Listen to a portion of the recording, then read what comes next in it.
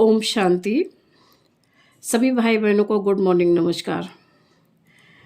आज हम आपको बताएंगे कर्मों को श्रेष्ठ, विकर्मों को दग्ध तथा संस्कारों को शुद्ध करने का उपाय है योग। विचार करने पर हम इसी निर्णय पर पहुंचेंगे कि चारों प्रकार के सुख तो हमारे कर्मों पर ही निर्भर है। संसार के सभी लोग मानते हैं कि जैसा कर्म वैसा ही मनुष्य को फल मिलता है। कर्म सिद्धांत तो नास्तिकों को भी मानना चाहिए, क्योंकि क्रिया और प्रतिक्रिया के वैज्ञानिक सिद्धांत को तो वो भी मानते हैं। और कर्म और फल उसी नियम आध्यात्मिक पक्ष ही तो है। कर्म अविनाशी है।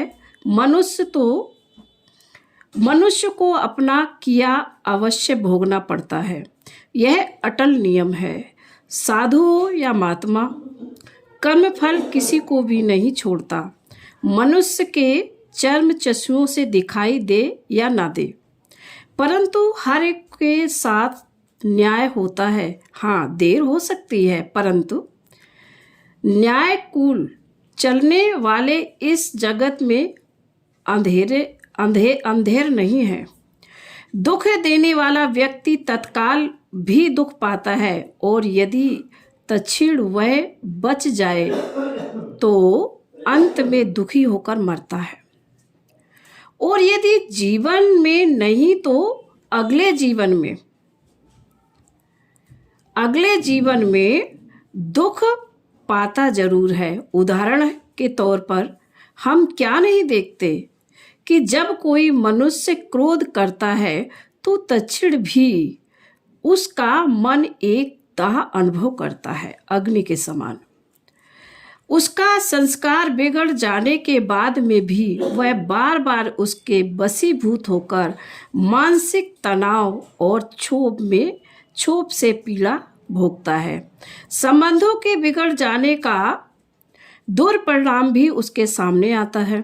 पश्चाताप की अग्नि में भी वह जलता रहता है, और स्थिति के अधिकाधिक बिगड़ जाने से उलझने एवं कटुलता के भंवर में भी फंसता है।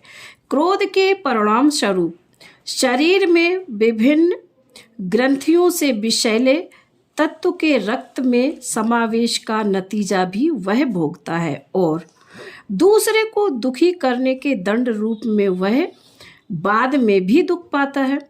ऐसी ही हालत अन्य विकारों, काम, लोभ, मोह, अहंकार, आलस्य, भय इत्यादि से युक्त कर्म अर्थात विकर्म करने से होती है। अतः विकार एवं विकर्म तथा संस्कार एवं संचित कर्म ही दुखों का मूल है, और इनका मूल उगता तथा पलता है मनुष्य के मन में। मन को निर्मल एवं निर्विकार करने तथा विकारों को निर्जीव बनाने के उपाय का नाम ही योग है। योग ही एक ऐसी सूक्ष्मतम अग्नि है जिससे मनुष्य के विकर्म दग्ध होते हैं। यदि उनको दग्ध ना किया जाए तो दुखों के बीज तो रह ही जाते हैं।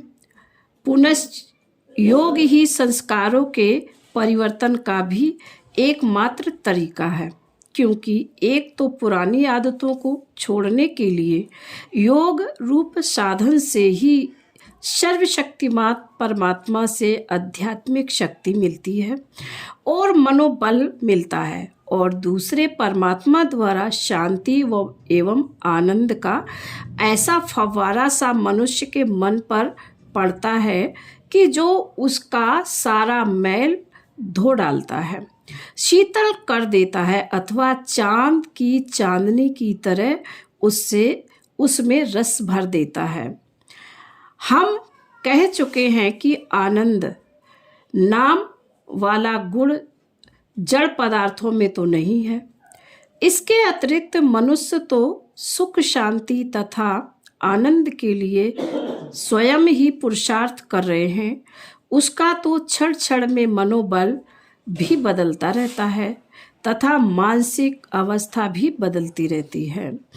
अतः जो स्वयं ही स्थिर नहीं है तथा पूर्ण शांति भी नहीं है, उसमें हम स्थायी एवं संपूर्ण आनंद की कामना कैसे कर सकते हैं? विचार करने पर हम इसी निष्कर्ष पर पहुँचे हैं कि परमात्मा, जिसको आनंद का सागर एवं सर्व सुखों का दाता माना गया है, उस एक से नाता जोड़ने से तथा उसका संग लेने से ही मनुष्य को संपूर्ण आनंद की प्राप्ति हो सकती है।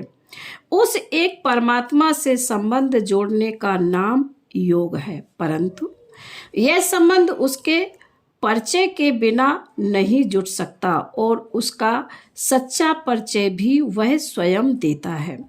वर्तमान समय में जबकि मनुष्य विकारों की ज्वाला में जल रहा है, विकर्मों के कुचक्र में फंसा हुआ है, तमोगुणी संस्कारों के भंवर में पड़ा है और दुख तथा अशांति से कराह रहा है, तब कल्याणकारी परमपिता शिव ने अपना जो परिचय दिया है तथा योग की जो सहज विधि सिखाई है, उसी सहज राजयोग